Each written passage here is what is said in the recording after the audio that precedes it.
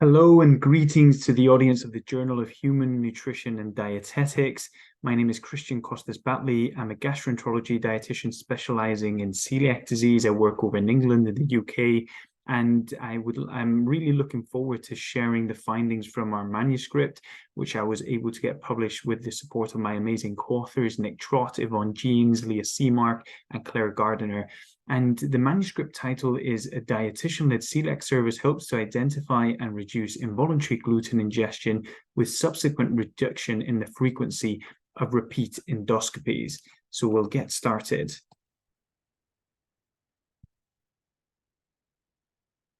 So dietitian-led celiac clinics have previously shown to be a cost-effective way of monitoring celiac disease patients at the annual review stage, but efficacy has not been explored beyond this, really. So this service evaluation actually aimed to explore the impact of a dietitian-led celiac clinic on gluten-free diet adherence and repeat duodenal biopsies, because, again, we don't have a lot of data in this area.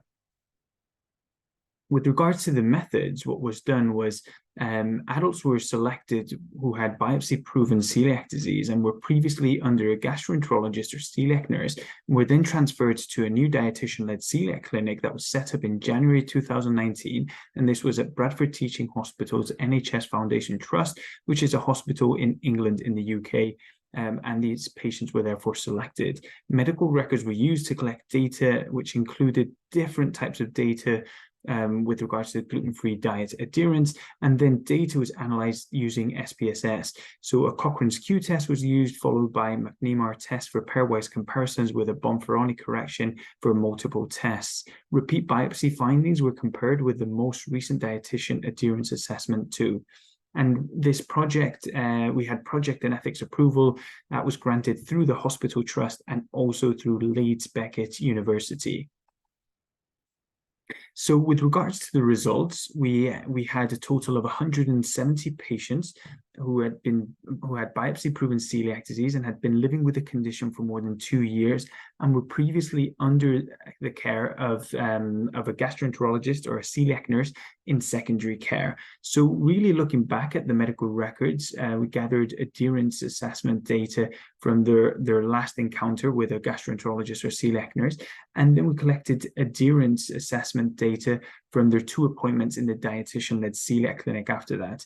So a lot of the data, there's different things that were included there with the adherence assessments, but essentially at the initial appointment with the dietitian, there was information around whether patients self-reported adherence to a gluten-free diet, and there was data collected with regards to the assessment through a Biagi adherence score questionnaire, which is a validated gluten-free diet adherence questionnaire.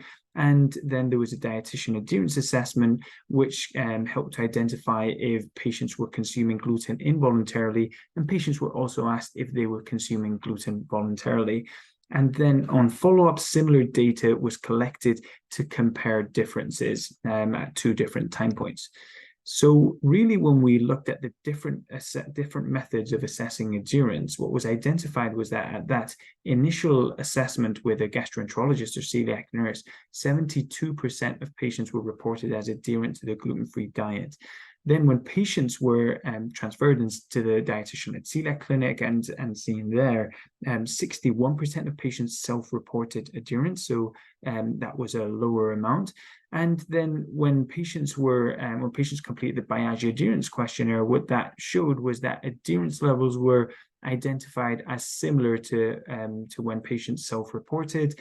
And then finally, through a specialist dietitian assessment, 39% of patients were identified to be adherent to gluten-free diet. So this was significantly lower than all the other methods. And this could potentially highlight that the other methods may be overestimating adherence to the gluten-free diet. When it came to identifying voluntary gluten ingestion and reporting it, on average, patients were reporting before they saw the dietitian and at their initial appointment, they were reporting on average about 3 to 5 times that gluten was being ingested per month, and this reduced significantly to 1 to 2 times per month after seeing the dietitian.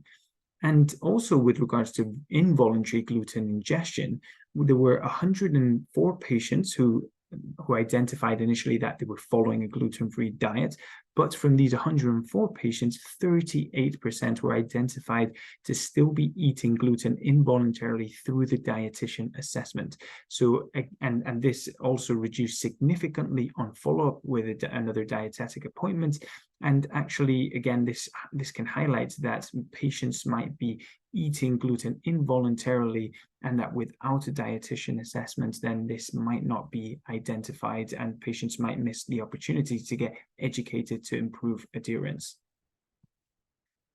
So with the 170 patients we had data for, we also collected data on repeat endoscopies, and 17 patients had repeat endoscopies for different reasons, most of them due to persisting symptoms or issues.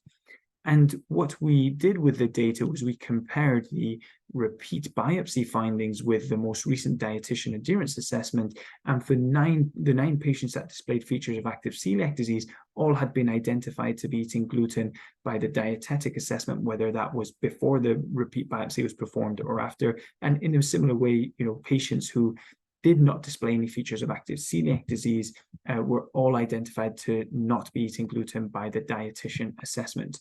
In addition, 9 patients with persisting issues were referred through a gastroenterologist. They were referred for a dietetic assessment before considering a repeat endoscopy to explore these persisting issues. And all of these patients were identified by the dietitian to be eating gluten involuntarily, and education was provided and adherence improved, and that helped patients resolve symptoms. So as per national tariff cost previously, each repeat endoscopy with duodenal biopsies was around £420. So this could have been around £3,780 savings for the National Health Service. So really our data showed, although it was a small subset, a small cohort of data with repeat duodenal biopsy findings, it showed that the dietetic assessment can be an effective, non-invasive way of assessing celiac disease activity and addressing issues for patients. So in conclusion, really, the dietitian-led celiac clinic helped to identify involuntary and intentional gluten ingestion, with subsequent improvement in adherence to the gluten-free diet overall for these patients, whether it were voluntary or involuntary. And also the dietitian assessments, by identifying involuntary gluten consumption, this led to reduced and unnecessary repeat duodenal biopsies. So this can be a costly and invasive investigations that not every patient might need. Some patients will need it, and that can be escalated through the dietetic assessment too. So overall, this could be a cost-effective model that benefits patients by helping them to improve gluten-free diet adherence sooner, and can also save money for health services by reducing unnecessary investigations and the need for more gastroenterologist appointments.